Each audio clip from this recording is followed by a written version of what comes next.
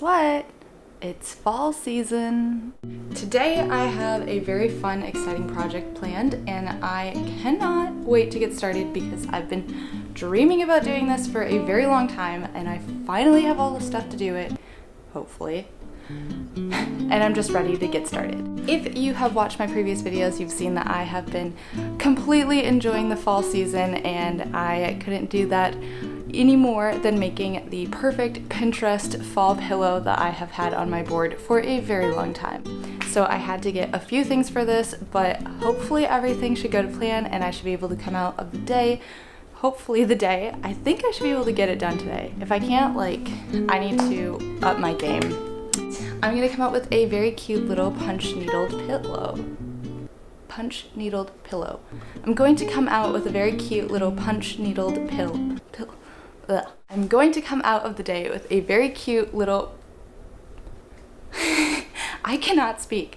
This is hard to say. You guys try saying it. I'm going to come out of the day with a pumpkin punch needled pillow. So luckily for this project, I actually don't need a ton of materials. I do have a few different colors of yarn that I'm planning to use.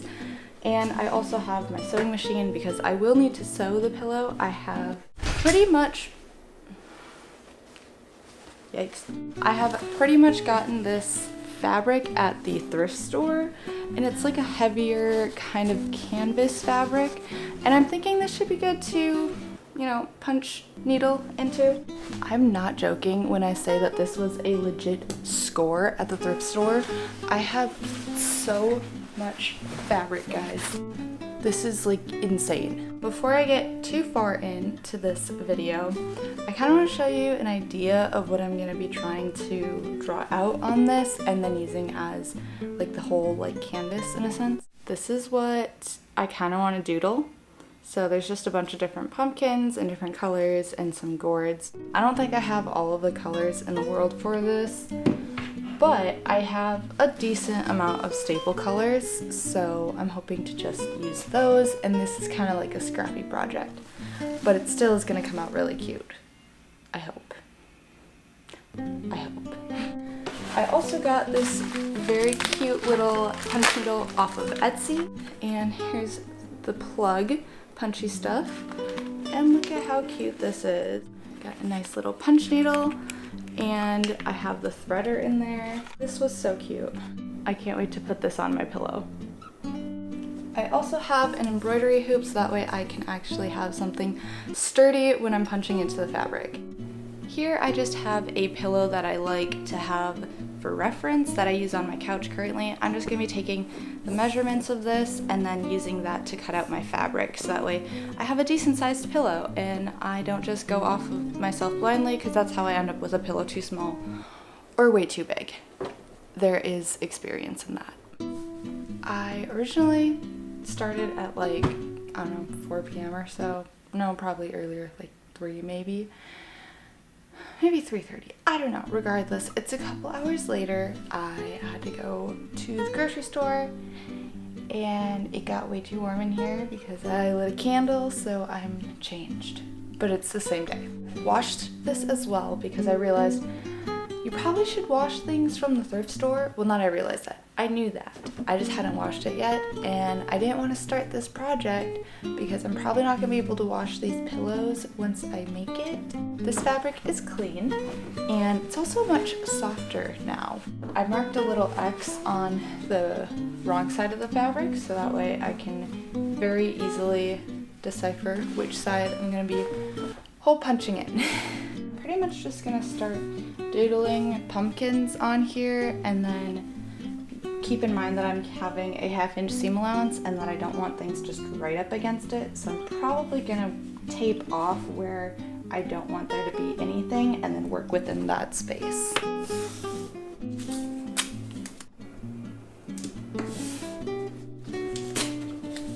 Now that I have it kind of marked off where I don't want to make any pumpkins, I'm going to go ahead and start doodling on here to try and get a general idea of how I want my pumpkins placed, and just to sort of figure it out that way.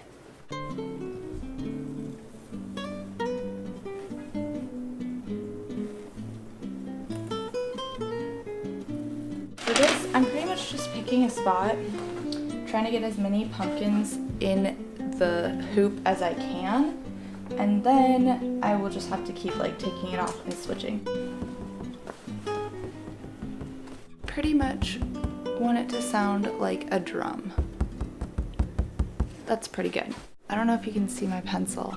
I've got 1, 2, and 3 pumpkins that are all in this area, so I'm gonna go ahead and work on those. Got my nice handy dandy needle punch here. Orange yarn, tan yarn, brown and white yarn, and green yarn. So, it's been a few days. Basically, when I started this project, I had this embroidery hoop, which I thought was going to be all that I needed, and I'd be able to just go from there. This ended up being almost too big, basically, for what I was working on. So I could not get it for the life of me to work. So then I went to the store and I picked up 2 other ones. One that is an 8-inch hoop and one that's a 6-inch hoop. I've been using the 8-inch hoop because I can do a few more than one at a time, really. Here's how it's coming. Look how cute they are. So this is a white pumpkin, an orange pumpkin, and a gourd. I don't think I'm gonna do these stripes anymore. I think I'm just gonna make them orange and white. And I also have been trying to figure out how to make the stem a little bit better. So I think I did it with this one. I think it just needs to be smaller in general, and then it'll come out much nicer. So I've got 3 of them done. I have a bunch more to do, and I've just been putting it on my embroidery hoop and then using the little stencils that I made. So now that I've gotten 3 of them done and have a little bit more understanding of what I'm doing and it actually working, I am gonna show you. So here's my needle punch, and this I got from Etsy. It's the Lavor, not entirely sure how to say that. It's an adjustable needle punch, and I basically can just twist it and then push it up and down until it clicks, and then I can use it that way. I originally had it on like the 3rd setting. I think I'm gonna go down because I realize these are kind of large loops, and I think if I make them a little bit shorter, it might help not look so poofy. It'll look a little bit more neater and tighter, I'm hoping. Not entirely sure if that's how it works. You get these cool little threaders, which just looks like copper wire, and you want to go under your needle eye and into the barrel. So you have the needle eye right there, and then inside it's hollow and it's the barrel of the needle. So you're gonna go under the needle eye like this, like through it like that, and then you stick the copper all the way into the barrel until it comes out the end like this. Stick her through like you would thread a tapestry needle basically.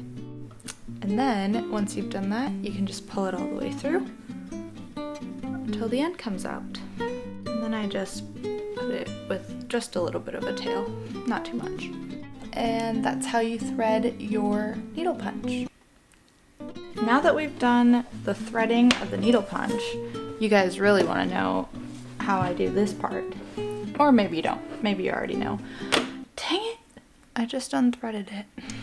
I pretty much just pick whatever pumpkin I'm working on. I'm gonna choose this one because it's a nice big one. I just start pretty much close to the top because it's just where I want to start. And I follow the line across. You always want to make sure that the back of the string or the back of your yarn is coming through the back, and you lead with the open side of the punch needle, so the open barrel side. And then you go all the way down, so that way it's completely flush, pull it up just slightly, and then move forward like half a centimeter. And then you just keep going like that. And then you'll just do that for however your pattern long it is. And then it looks like this on the other side. I wanted to check in. It's been about an hour. This is what I've got. I finished one more. It's not even really finished. I have another stem to make. I need to fix this before I continue to keep pulling it out. I don't know really why some of these are so much longer than the others, but it's kind of bugging me, so I'm just gonna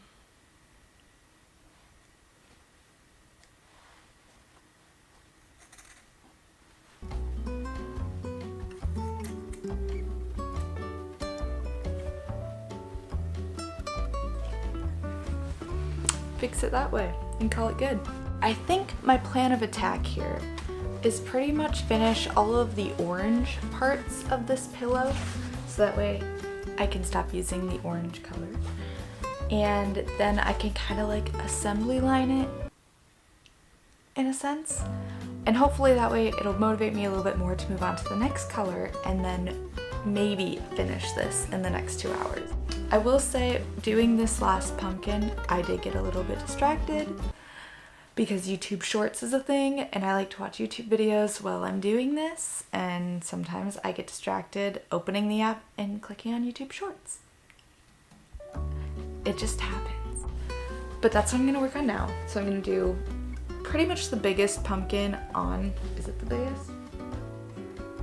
It might be like the second biggest pumpkin on here. Hopefully I can finish that, and then I'm gonna switch to the smaller embroidery hoop and do, I think, like 2 more orange pumpkins, maybe 3, probably 3 more orange pumpkins. I'll have 2 more white pumpkins and then a gourd, because I think I only put 3 gourds. This is how she's coming. Guess what? I finally have finished doing all of my pumpkins. Here's how she's looking. And yeah, you can tell the first ones that I did because they're like really, really large. These ones I made the whole needle punch a little bit smaller so they're not as like long of strands. This one's really long. So they don't stand like pop up as much as the first ones that I did, and I like that a lot more.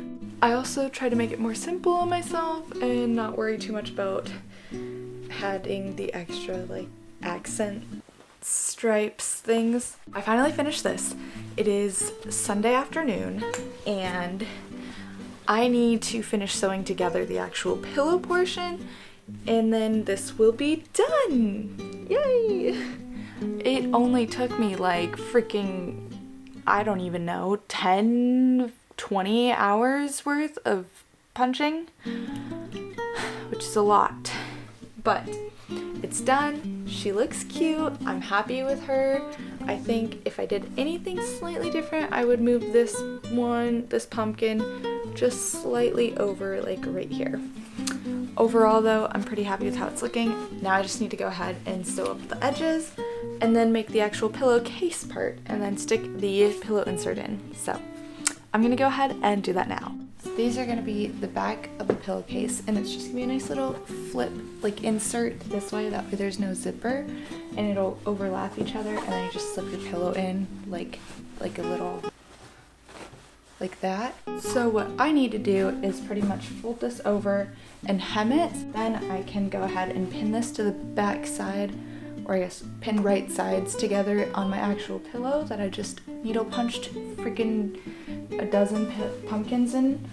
And then once I've done that, then I'll be able to go ahead and just sew it closed and then flip it inside out, and then I can stick my lovely pillow insert inside, and then I can have my beautiful little pumpkin pillow. So I'm gonna go ahead and iron these down so that way it's nice and easy for me to hem, and then I'm gonna finish sewing it all together.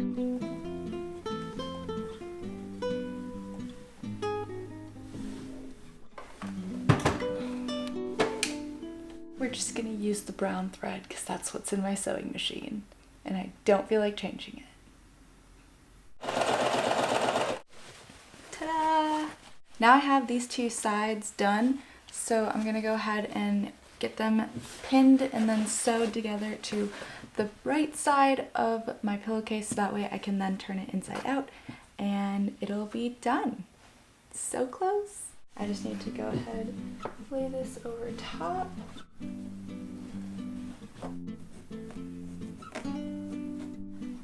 I don't know how I did this, but somehow I completely messed up on my measurements. I don't know if maybe it's just from the needle punch, it like shrinks my fabric in a sense because it bunches it closer together. So I lost about an inch that I thought I gave myself for a seam allowance later. So basically one side is exactly 18 inches, the other side is still fine, and I have a 1/4 inch seam allowance on both ends, but I have an 18-inch pillow, so I have to be like really close to the edge. I'm gonna try it, see if it works. Hopefully it works because I don't want to go and get a different pillow. So yeah, let's just hope for the best.